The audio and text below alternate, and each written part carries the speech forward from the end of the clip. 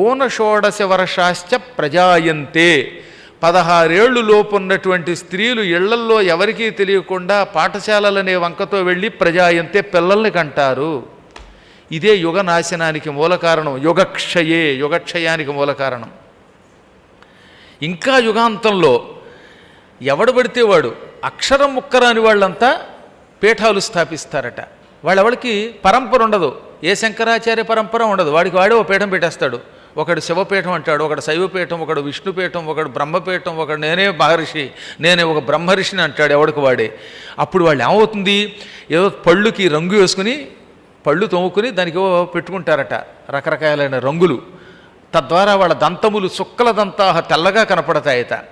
కొంతమంది గుండు చేయించుకుంటారట, కాషాయ వస్త్రాలు ధరిస్తారట, ధరించి నేనే మహర్షిని అంటట.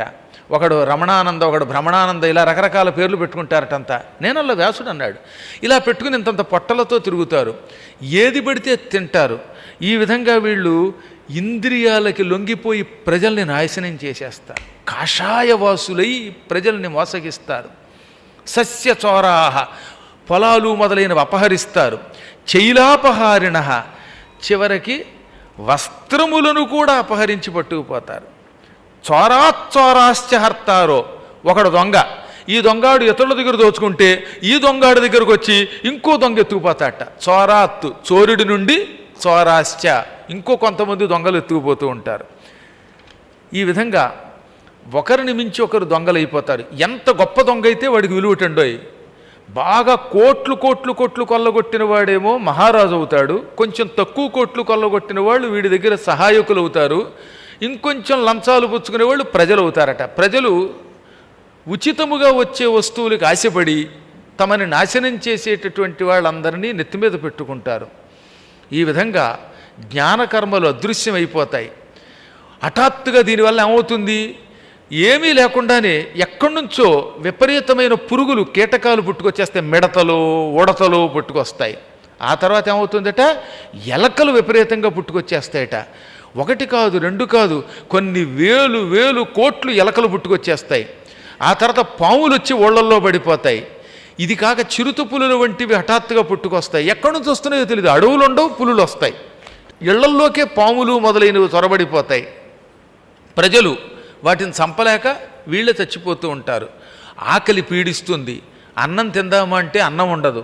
తీరా ఏదన్నా తింటే ఈ అన్నం వల్ల నోరంతా మండిపోతుంది. అంటే కలుషితమైన ఆహారం పెరిగిపోతుంది. కెమికల్స్ వల్ల తయారయ్యే ఆహారం తింటారు. దానివల్ల కడుపు మంట ఎక్కువైపోయి ఈ ఆహారం తినలేకపోతున్నాం, మంచి అన్నం ఎక్కడ దొరుకుతుంది అని వెతుకుతారు. అటువంటి వాళ్ళు డబ్బు కోసం అల్లాడిపోతారు, దుఃఖితులైపోతారు. వీళ్ళకి ఆయువు ఇంత అని ఉండకుండా పోతుంది. బతకరు, చావరు.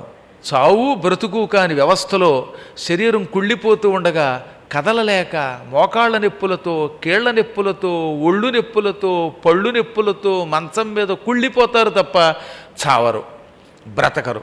ఇది ఒక దుస్థితిలోకి వెళ్ళిపోతారట. మీరు ఇది చూస్తున్నారు చాలామంది. ఈ మధ్యకాలంలో ఎక్కువ మంది మంచం పడతారు, చావరు, బతకరు. ఎలారా బాబు బతుకనిపిస్తుంది, చావడానికి మనస్సు అంగీకరించదు, ఆరోగ్యం బాగుపడదు. ఇది దుస్థితి ఈ కలియుగంలో. ఇంకా నాస్తికులు విపరీతంగా మాట్లాడతారు. బౌద్ధులు, జైనులు, కాపాలికులు చెలరేగిపోతారు. వేదాలన్నీ అమ్మడం మొదలు పెడతారు. తీర్థస్థలాలు అమ్మేస్తారట. ఎవడు వేదం చదువుతాడో తెలియదు, ఎవడు చదవడో తెలియదు. నోట్లో అక్షర జ్ఞానం లేనివాడు, స్వరం రానివాడు చదవడం మొదలు పెడతాడు. అశ్వమేధ యాగాలు వంటి యాగాలు చేయడానికి కొంతమంది సంకల్పిస్తారు. ఆ యాగానికి వాడు చేసే ప్రక్రియకి సంబంధం ఉండదు. తామసిక యాగాలు, రాజసిక యాగాలు చేస్తారు. యాగముల పేరు చెప్పి డబ్బుని కొల్లగొడతారు. అధర్మం పెరిగిపోతుంది, దేహం అంతా మారిపోతుంది, అల్పాయుష్కులు అవుతారు. ఎక్కడ చూసినా రోగం. అందుకని అల్పాయుశ్చ రోగతః, ఆయువు తక్కువ, రోగాలు ఎక్కువ. ఎవడిని నమ్మట. తండ్రి కొడుకుని, కొడుకు తండ్రిని, తల్లి కూతుర్ని, కూతురు తల్లిని, భార్య భర్తని, భర్త భార్యని ఎవరినెవరూ నమ్మరు. ఆయుష్, బలం, రూపం అన్నీ పోతాయి. తస్మాత్ ఆయు బలం రూపం కలిం ప్రాప్య ప్రహీయతే. కలియుగం క్రమక్రమంగా గడిచే కొద్దీ 5000 సంవత్సరాలు దాటిన దగ్గర నుంచి ముందు ఆయువు తగ్గుతుంది, శరీర బలం ఉండదు. మెట్లెక్కి ఎవరు ఎక్కడికి వెళ్ళరట. కాశీకి వెడితే ఎక్కడికక్కడ ఆటోల్లో వెళ్ళడానికి ఇష్టపడతారు తప్ప ఘాట్ రోడ్లో తిరగరు.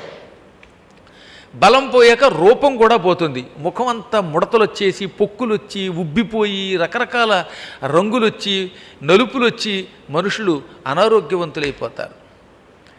ఆ కాలంలో ఒక్కటి మాత్రం అదృష్టం పట్టుకుంటుందిట. ఏమిటో తెలుసా?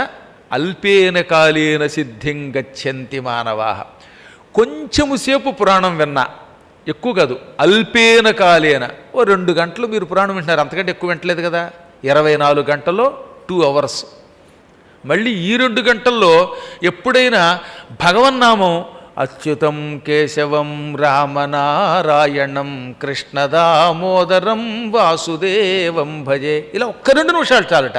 ఇలా నామస్మరణం చేస్తే ఈ అల్ప పుణ్యము వల్ల సిద్ధిం గచ్చంతి మానవాః, మానవులు మోక్షం పొందేస్తారు, సిద్ధి పొందుతారు. ఈ 2 నిమిషాలు కూడా పలకం అండి.